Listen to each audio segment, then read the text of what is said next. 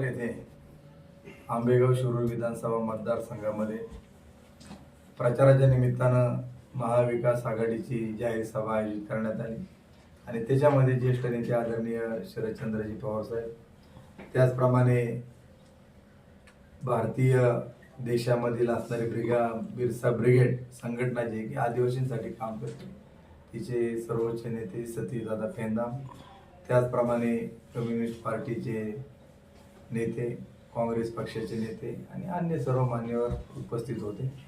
आपणाला माहिती आहे की पवार साहेबांना सेवेला येण्याकरताच नियोजित वेळेपेक्षा जवळपास 1.5 तास उशीर झाला आणि त्यामुळे अनेक मान्यवरांना आपली मनोगत व्यक्त करावायची होती आणि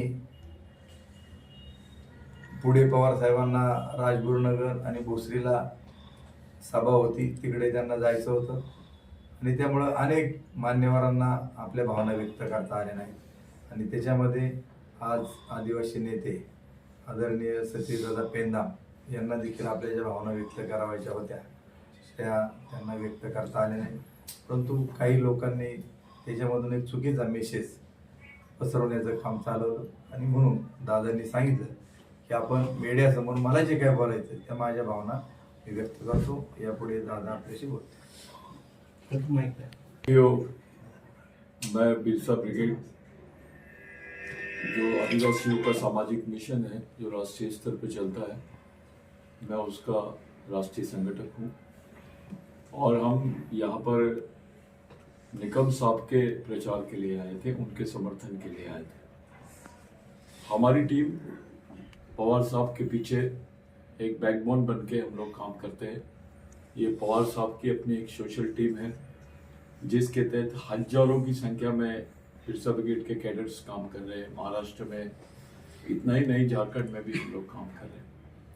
आदिवासियों से संबंधित ये इलेक्शन सबसे महत्वपूर्ण इलेक्शन है क्योंकि एक तरफ जहां आदिवासियों की जल जमीन जंगल को ये लोग लूटने का प्लान कर रहे हैं, ऐसे समय जहां ये लोग हमारी पहचान को ही खत्म करने की बात कर रहे हैं. जो भाजपा आरएसएस की गवर्नमेंट है, इनका कहना है कि भारत में आदिवासी नहीं रहते. इसका दूसरा मतलब होता है कि आदिवासी भारत के नागरिक नहीं है. दूसरी ओर पवार साहब ने खुलेआम, पूरे देश के पहले नेता रहे पवार साहब, जिन्होंने राष्ट्रीय और अंतर्राष्ट्रीय स्तर पर इस बात को खुले तरीके से बोला कि आदिवासी इस देश के प्रथम नागरिक है, वो यहाँ के जल जमीन जंगल के मालिक है और उनको उनके अधिकार से वंचित नहीं किया जाना चाहिए. इस बात का उल्लेख और इस बात की दखल यूनाइटेड नेशंस में भी ली गई. आरएसएस के लोग आदिवासियों को वनवासी बोलते हैं. हम इस क्षेत्र में जितने आदिवासी बेल्ट है, इस तमाम आदिवासी बेल्ट में महाविकास आघाड़ी के कैंडिडेट्स को हम लोग मदद कर रहे हैं. मैं उसी सिलसिले में आज आया था क्योंकि पहले ही प्रोग्राम लेट हुआ. मुझे पवार साहब ने स्टेज पे कहा कि हमको कम्युनिस्ट पार्टी के लोगों को चांस देना है, आप हम लोग नहीं बोलेंगे, मैं बोलूँगा, आप नहीं बोलना और अपन टाइम को मैकअप कर लेंगे. हुआ ऐसा है कि इस कार्यक्रम में थोड़ा समय लग गया.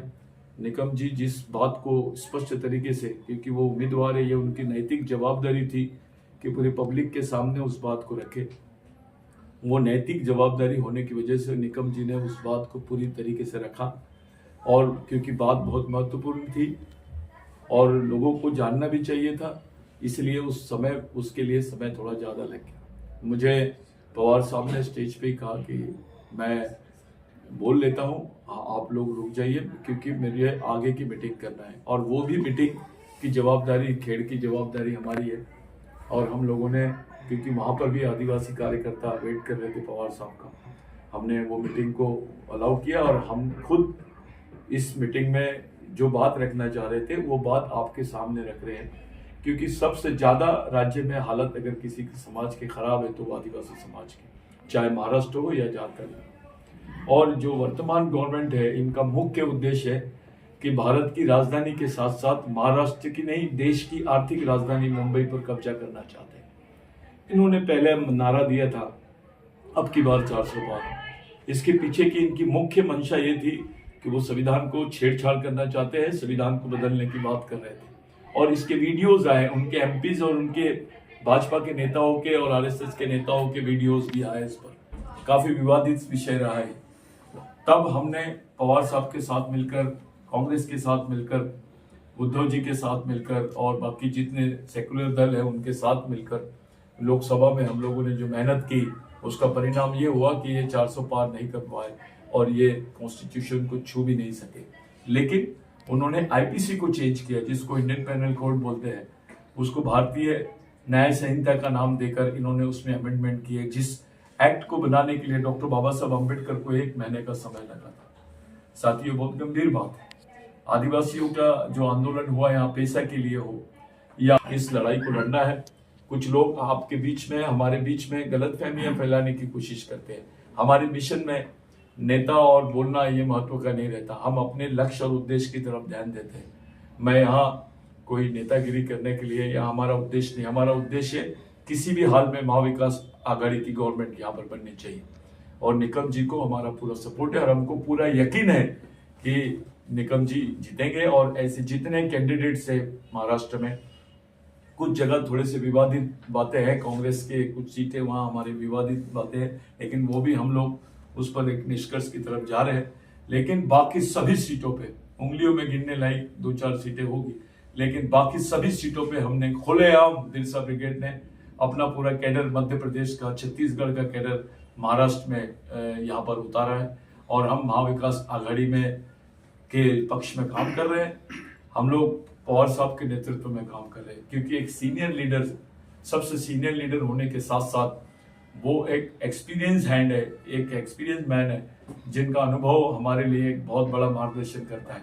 साथियों, ऐसे समय जब पूरा राज्य संवेदनशीलता से गुजर रहा है, पूरा राज्य की स्थिति खराब है, महंगाई अपनी चरम सीमा पर है, ये हमको योजनाओं का लुभावनी योजना हमारे सामने रखकर हमारा ध्यान आकर्षित, यानी हमारा ध्यान डाइवर्ट करने की कोशिश करते हैं। वो बातों का, हमारी इनकी योजनाओं के ऊपर से ध्यान हटाकर अपने प्रश्नों की तरफ ध्यान हमने देना चाहिए। आप देख रहे होंगे कि खुलेआम बीजेपी के लोग बोल रहे हैं कि हमने आदिवासी राष्ट्रपति बनाया। जो मणिपुर में घटना हुई, खुलेआम आदिवासी लड़कियों को नंगा घुमाया गया और पूरे चौक पे, चौराहे पर उसको फायर करके मारा गया। इस पर ना प्रधानमंत्री जी ने पार्लियामेंट में बोला, ना ही आदिवासी राष्ट्रपति होने के वजह से हमारी राष्ट्रपति ने इस पर कोई दखल ली, क्योंकि ये महिलाओं का प्रश्न था। वहां की राज्यपाल भी आदिवासी, राष्ट्रपति भी आदिवासी, और इन्हीं के शासन काल में हमारे प्रश्नों पर खुली बातचीत नहीं होती है। हम क्या समझना चाहिए? हम इस परिस्थिति से पूरी तरह हाथ है। आज भी मणिपुर जल रहा है, हमारे पूरे आदिवासी क्षेत्र जल रहे हैं। आदिवासी आदमी की हालत ऐसी हो गई है कि उसको जिंदा रहने के लिए अपना खून बेचना पड़ रहा है। हम उस परिस्थितियों का सामना कर रहे हैं। हम पूरी ईमानदारी के साथ हम महाविकास आघाड़ी की गवर्नमेंट को यहाँ फॉर्म करेंगे। हमको पवार साहब के, उद्धव जी पर और राहुल जी के नेतृत्व पर पूरा भरोसा है और हम आप लोगों से, सभी तमाम नागरिकों से विनती करते हैं कि किसी भी तरफ अपना ध्यान ना हटाते हुए यहाँ सत्ता परिवर्तन की तरफ अपना लक्ष्य केंद्रित करेंगे, क्योंकि आप मिशनरी लोग हैं। हम बाबा साहब के जमीन पर है, हम शिवाजी महाराज की जमीन पर है, छत्रपति शाहू की जमीन पर है, महात्मा फुले की जमीन पर है, राघू जी भांगरे की जमीन पर है, बाबूराव शर्मा की जमीन पर है, तमाम महापुरुषों की जमीन पर है। हम पूरे देश की नजर आज महाराष्ट्र पर है। याद रखिए, ये केवल राज्य का चुनाव नहीं है, ये पूरे देश का चुनाव है, संविधान का चुनाव है।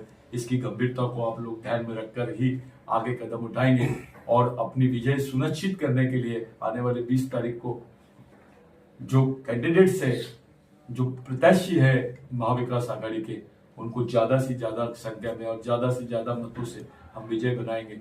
जो गलतफहमी आपके बीच में डाली जा रही है, उससे सावधान रहिए। छोटी चीज पर हम लोगों ने ध्यान केंद्रित ना करते हुए हमारे मुख्य उद्देश्य और बड़ी चीज पर हम लोगों ने ध्यान केंद्रित करना चाहिए।